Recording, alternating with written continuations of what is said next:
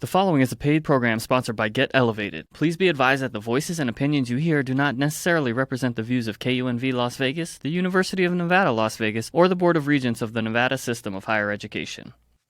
Please note that while we will cover a multitude of topics, including many alleged health benefits, all information provided should be considered anecdotal and informational. Please consult with your physician before adding cannabis to your medical regimen. Cannabis is for adults 21 years of age and older. Also, paid sponsorships are not to be misconstrued as preferred or favored by the host. In any way, they are merely that, paid sponsorships.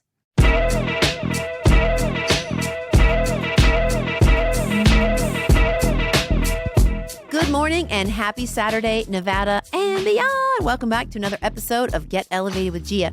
I am here live in the studio with returning guest, Peter Kim, a.k.a. PK. What's up, Peter? How you doing? Hey, G-Money. G-Money, yeah.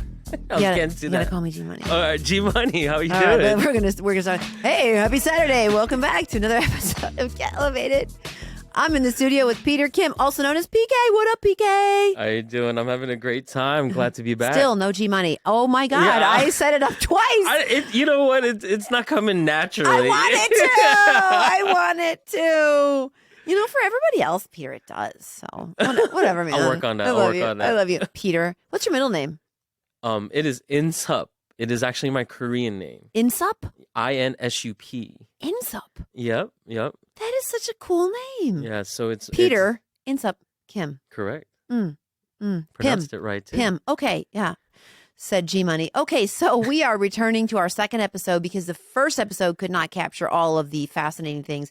The title of the show is really Dope People in Cannabis. That's been the theme of what I'm calling self-calling season 2 because it's my show and I can call it season 2. We're interviewing all these cool people in the community here in Las Vegas who really have helped build this cannabis community.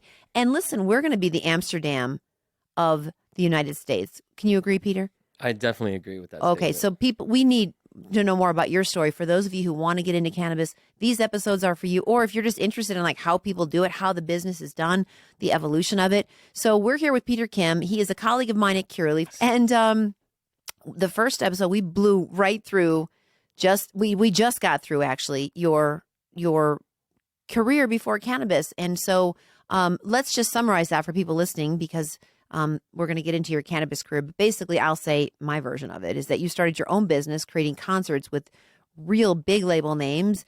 You grew it, and then Las Vegas took it over, and you're like, cool, I'm going to move on. That's kind of how I heard it. Yes, that's right that's on what point. I do. That's what I do. Yeah, G-Money. exactly. That's how I do it. G-Money. Whatever, Peter. I'm over it. I'm sorry. I'm over it, man. Oh, man. We're not friends anymore. I'm defriending. I'm taking you off my Facebook friendship list. Man. Unfollow. Anyway, okay, so Peter, let's wrap up the music career and then what made you want to go into cannabis and what was that journey? Yeah, so during the time, I know we touched on the last episode, Dre started doing a lot of the hip-hop bookings, putting it on the nightclub format, 21 and up. I just happened to be doing marketing, basically independent contract type work, certain restaurants, other clothing lines, still consulting in the venue space for talent bookings and then doing marketing promotions for certain shows, but we weren't doing direct bookings. From there, I actually just applied on Indeed at Cultivate right, for the hold purchase. up. Yes. Hold up. Yeah.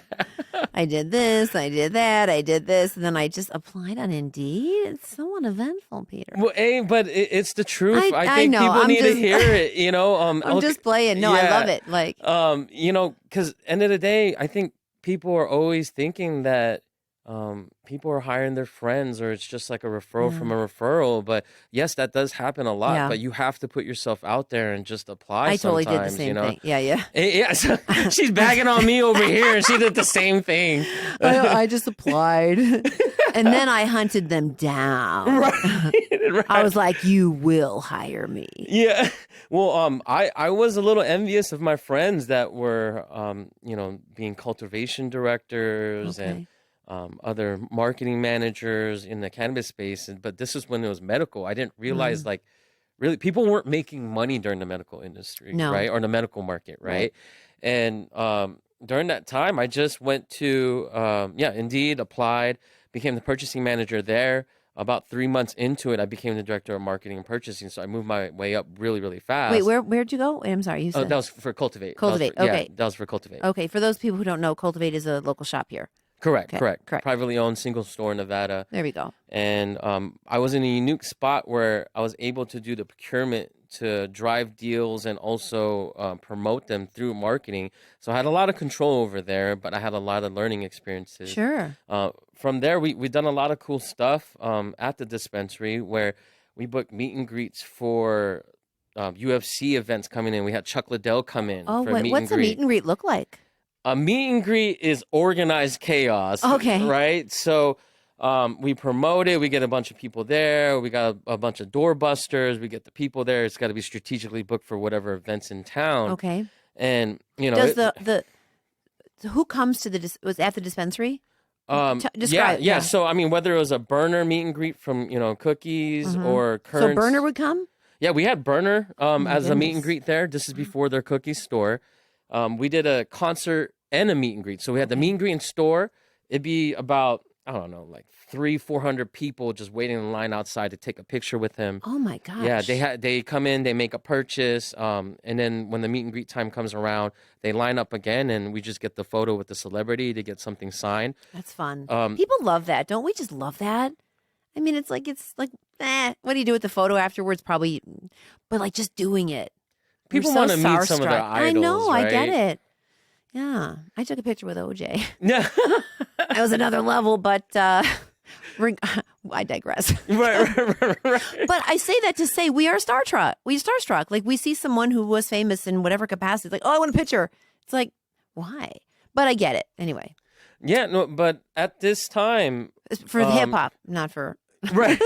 Well, and it's funny. I mean, this was cool where I got to kind of flex a different way or learn a different way of talent booking where I did sports, right? Chuck Liddell. Okay. I ventured off into reggae where we booked Revolution. I think Ooh, the biggest U.S. reggae band. really? I got to listen to them. Fortunate Youth, Currency. He's another rapper, cannabis rapper. Okay. What makes somebody a cannabis rapper?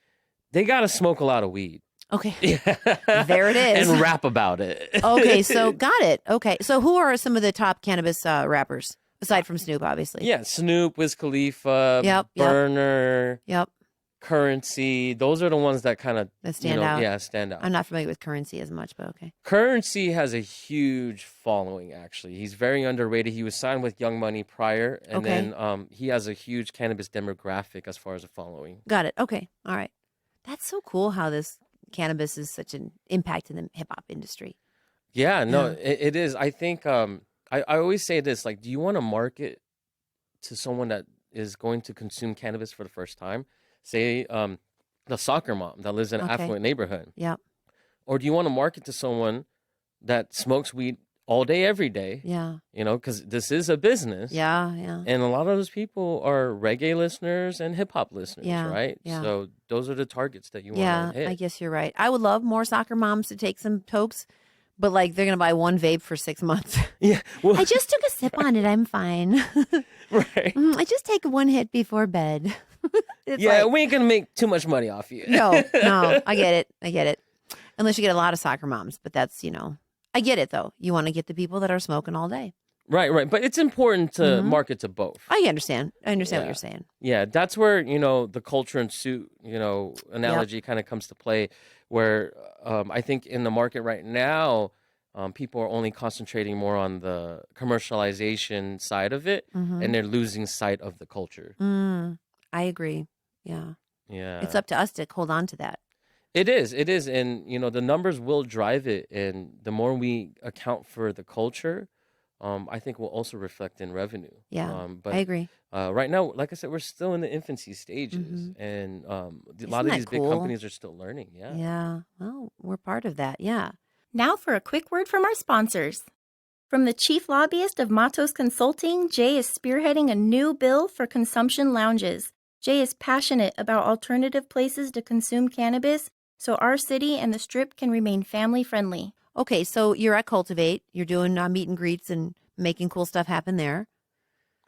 From there, we raised revenue like by a lot, It's right? a lot. Yeah, by a lot. Let's just keep it general. Yeah. You Totally. know, made a name for myself as a buyer, as a marketing Yeah, person. you did. That's when I met you. Yes, It was that's like, where we met. oh man, you met Peter Kim? He called you back? I'm like, yeah, no, I went to lunch with Peter Kim. What'd you do? It was a big deal. You're a I never big heard deal. that side of the story. It's true. You're tough, man. I was like, old PK, he's my friend. No, I never gave in. I always let him know you were a tough cookie. But yeah, you got a reputation out there being, tough. And, you know what you want. You know what's going to move, and you're honest about it. You ain't trying to make people feel good.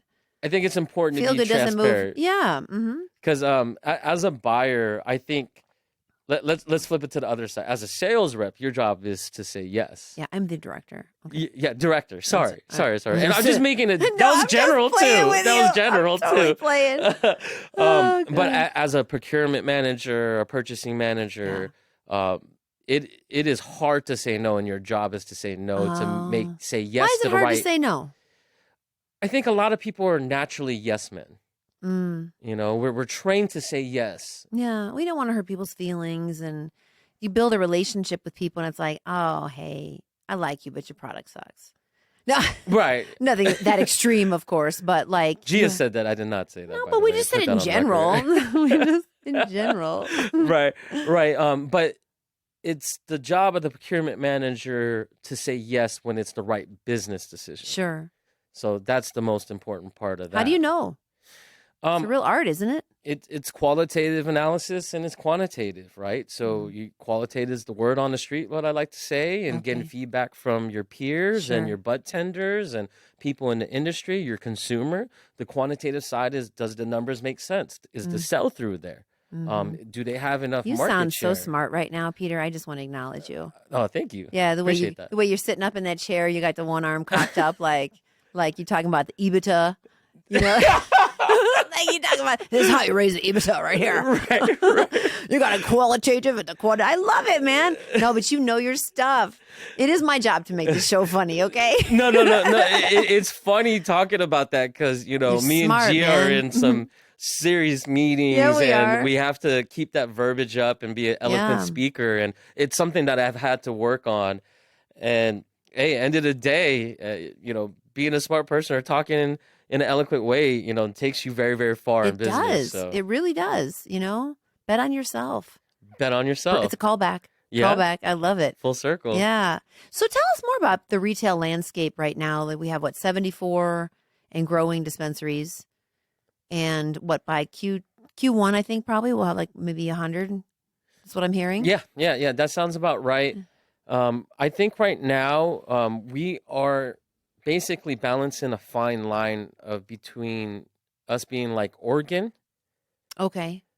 or Arizona. Define that. Okay. What does that mean? So for the industry term, so Oregon has more dispensaries for 100,000 population. Okay.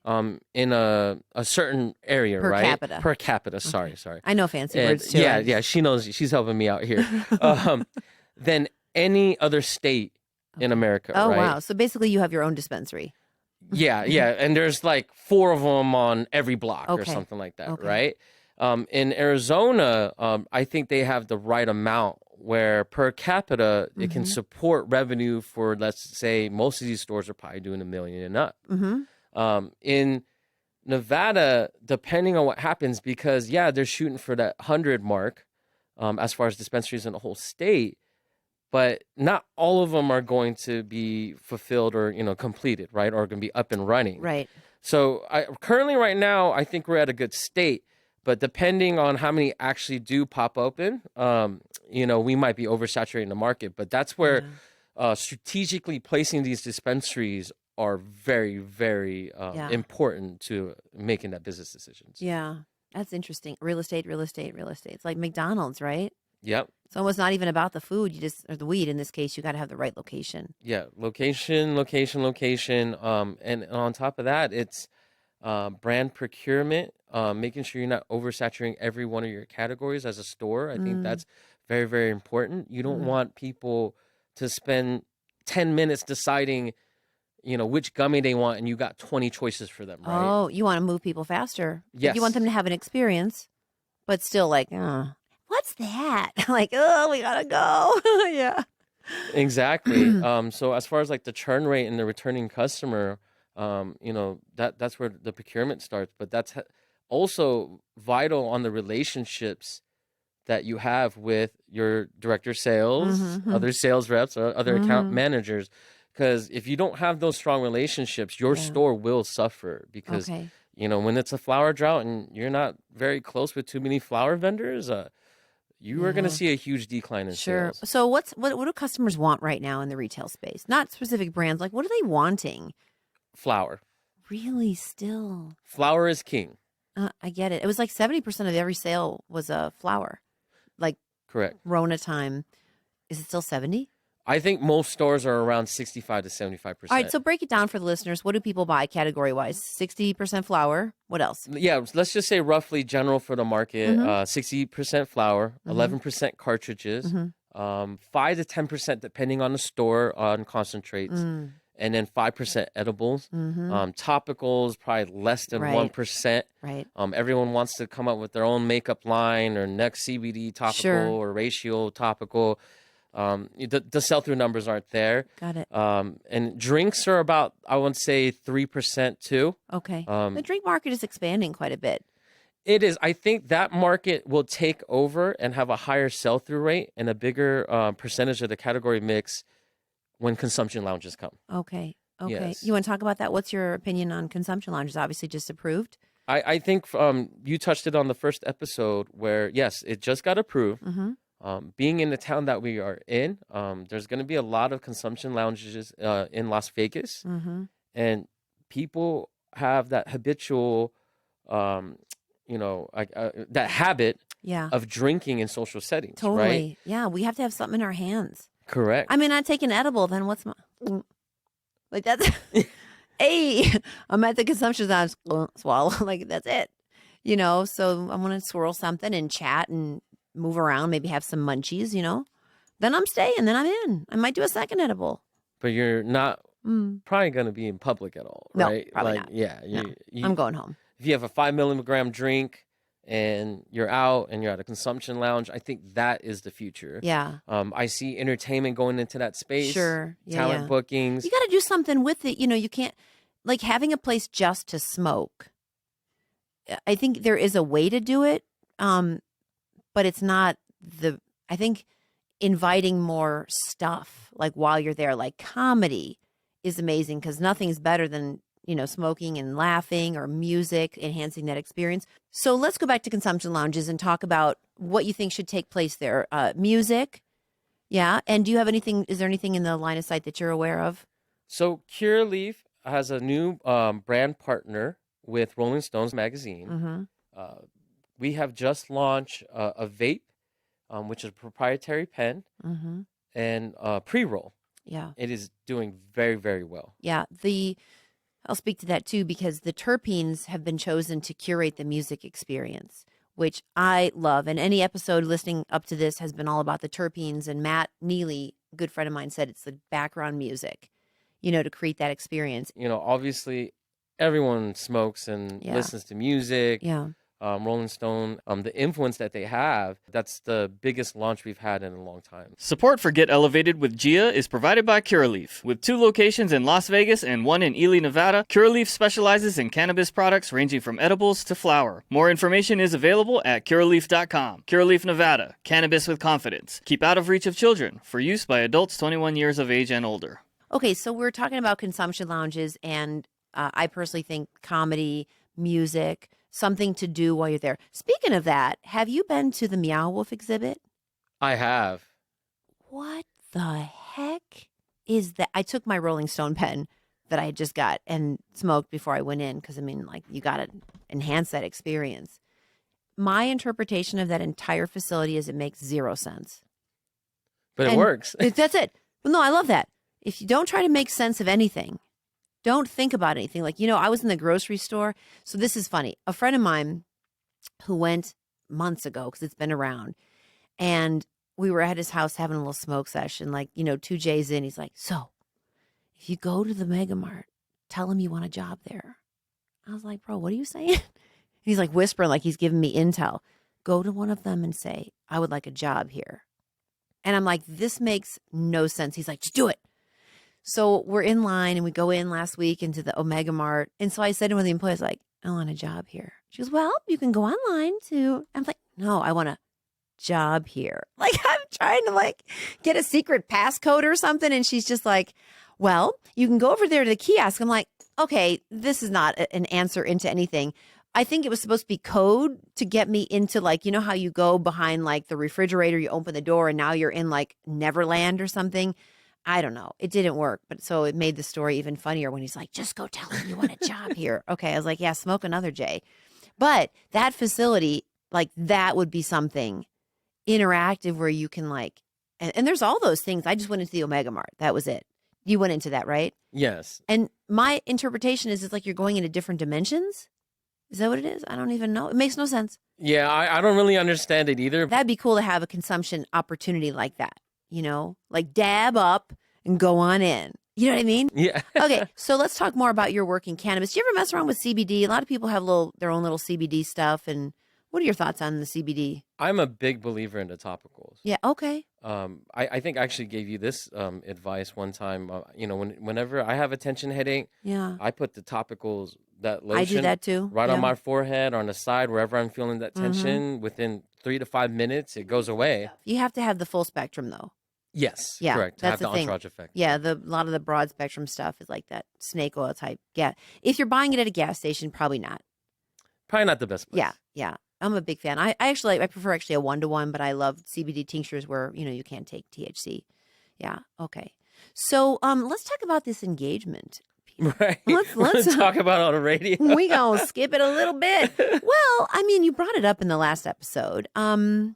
Anything you want to share about this chapter of your life? No, I'm very, That's all, very just- excited. I am engaged to Amber Fuqua, who's Yeah. actually in the studio right now. Yeah, we don't want to say she's here. Yeah. She brought the coffee. She was so gracious. Yeah, no, she's the love of my life. You know, I Oh. proposed in Cabo, and you know, we were at I remember Mona you sent me Lisa the video. sunset, yeah. Yes. Was he sweet, Amber? Just give a yell. We can. Yay! You can use words. Say something. Just yeah.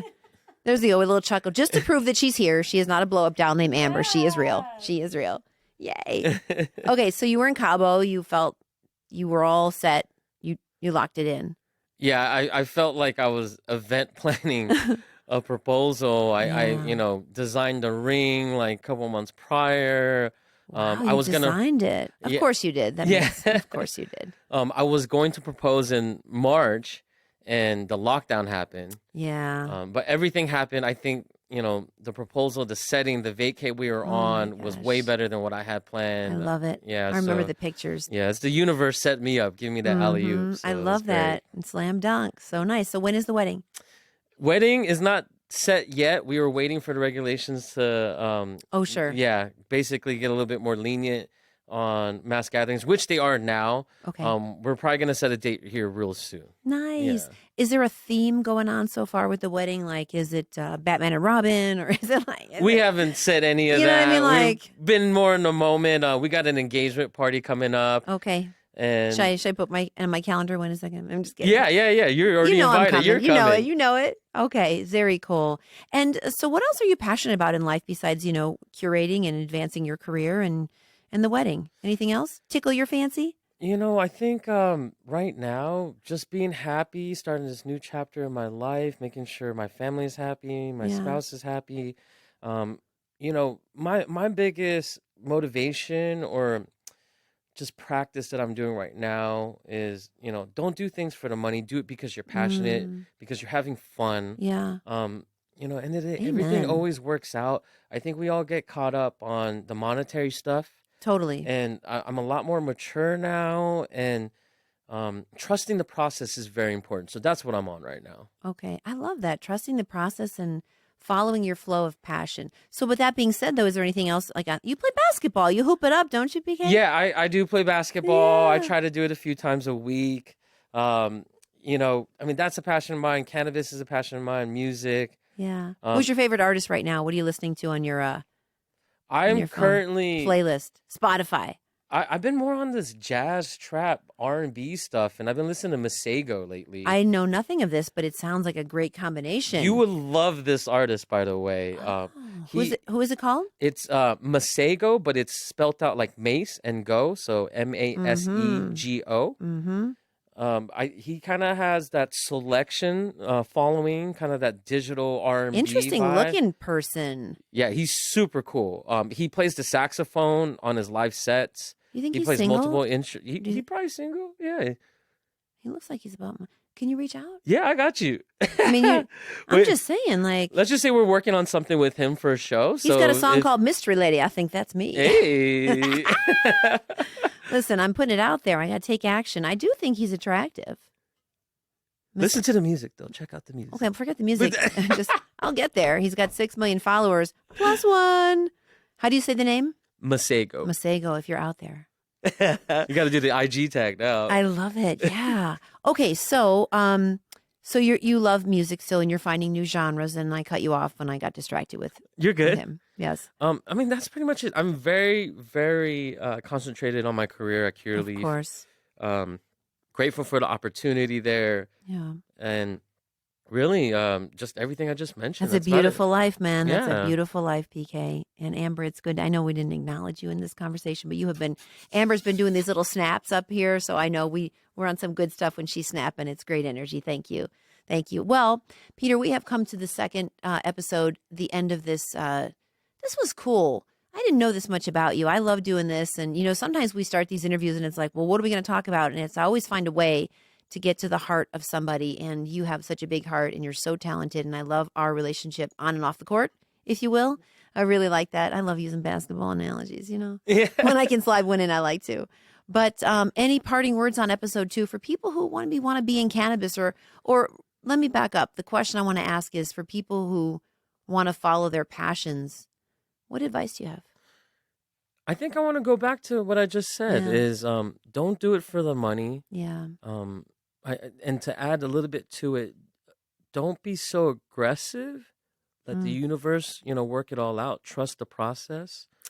And Get this wise. just bet on yourself. This reminds me of that conversation at the Gabby coffee shop where we kind of started. Peter and I had coffee about a year and a half ago.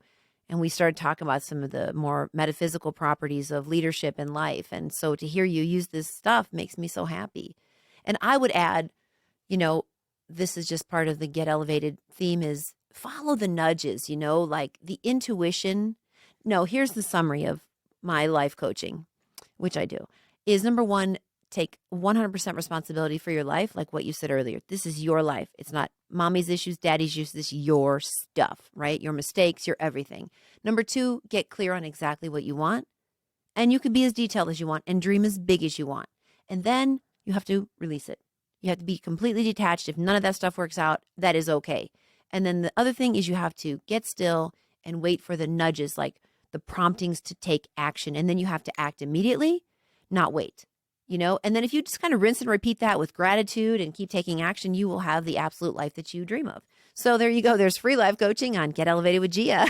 But I firmly believe in those principles from everything that I've learned. And it's nice to hear you, speak like that. Well, half the stuff or a lot of this stuff actually comes from you. Gia is a mentor of mine. And, I know we have a lot of similar philosophies, but, if you want to get farther in your career, you keep listening to this show and you keep listening to G Money. You got it right. Boom, mic drop. On that note, all right, friends, we are at a wrap here. Thank you, PK, for being with us. Thank you, Amber, for your special cameo appearance. And really the best of luck to both of you, to which I will be at both your wedding and your rehearsal dinner. And I would like to offer that I would give a toast. I promise to make you laugh, potentially cry. Okay. And on that note, friends, thank y'all for being here. I really hope you're having as much fun. This show is flowing like the Nile River, and I'm so happy to have this opportunity to be here. If you miss these episodes or you love them so much, one of the things I fail to say every time is we are on Spotify, and the other platforms are coming soon. So Get Elevated with Gia is on Spotify. And thank you again. Dear friends, as I always like to say, welcome to the future of cannabis. My name is Gia. I'll be your tour guide.